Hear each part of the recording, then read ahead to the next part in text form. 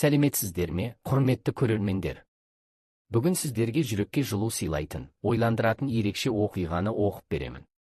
Егер әлі біздің арнаға жазылмаған болсаңыз, міндетті түрде тіркеліңіз. Ал жайғасып отырып тыңдаңыздар. Біз бастаймыз. Аға мен қарындастың жүректі тебіренткен оқиғасы. Бір ауылда бір-біріне өте жақын, бірін-бірі шексіз жақсы көретін аға мен қарындас өмір сүріпті. Ағасының аты Әли, қарындасының аты Айша еді.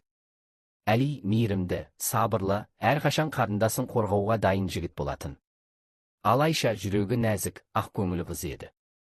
Олар ата-анасынан ерте айырылған соң бір-біріне сүйеніп, тірек болып өсті. Бір күні ауылда қатты дауыл тұрып, егіндерді, үйлерді бүлдіріп тастайды. Ауылдың жағдайы ауырлай түседі. Әли күндіз-түні еңбектеніп, Айшаның еш нәрседен тарықпай өсуіне бар күшін салды. Бірақ жұмыс ауыр, күн суық, әрі аштық қысқан кез еді. Бір кеште, әбден шаршаған Әли айдаладағы ескі қамысты үйшікте Айшаны құшағына алып былай деді. Айша, сен қорықпа. Әлі бәрі жақсы болады. Біз бірге болғанда, ешқандай дауыл бізді жеңе алмайды. Айша көзінен аққан жасты тыя алмай. Аға, сен мен үшін бәріне төзіп жүрсің. Мен саған бір күні үлкен бақыт сыйлаймын, деді. Сол түні екеуі аш құрсақпен ұйықтады. Бірақ үміттерін жоғалтпады. Күндердің күнде ауылға бір бай көпес келеді. Ол жетім балаларға көмек қолын созуға келген екен. Ауыл адамдары оған Әли мен Айшаны көрсетеді. Көпес олардың сабырлылығы мен бір-біріне деген махаббатын көріп таңғалады.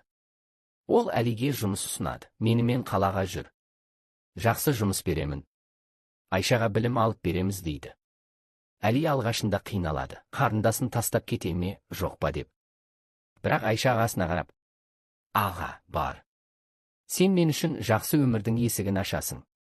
Мен сенің күшіңе сенемін, деп қолдау білдіреді. Осылайша Әли қалаға аттанады. Қатты еңбек етіп көпестің сенімін ақтайды. Ақшасын жинап, жыл сайын Айшаға ақша жіберіп тұрады.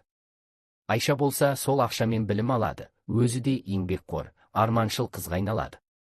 Жылдар өте келе Әли үлкен кәсіпкер атанады. Бірақ ағасы бәрінен бұрын ауылға, қарындасына оралуды армандайды. 10 жыл өткенде Әли ауылға оралады. Келе сала бұрынғы кішкентай Айшаның білімді, ақылды, мейірімді әйелге айналғанын көреді. Ол сол сәтте бақыттан көзіне жас алады. Айша ағасын құшақтап, аға, сен менің ең үлкен бақытымсың. Сенің еңбегің, сенің махаббатың мені осы күнге жеткізді дейді. Олар бірге жаңа үй салып, ауылдағы жетім балаларға арналған мектеп ашады. Екеуі де бақыттың ең үлкені бір-бірінің жанында болу екенін түсінеді. Құрметті тыңдармандар, сіздерге Әли мен Айшаның жүректі тербеген оқиғасы ұнады ма? Егер ұнаса, міндетті түрде біздің арнаға жазылып, лайк басыңыз және пікір қалдырыңыз. Алда сіздерді әлі талай мағыналы әңгімелер күтеді. Сізбен бірге болған біздің арна.